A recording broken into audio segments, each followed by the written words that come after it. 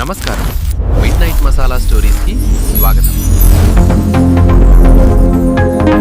పెళ్ళి అయిన కొత్త ఇంటికి వచ్చిన నా కూతురు రాత్రి 12 గంటలకి హఠాత్తుగా ఏమీ చేసింది?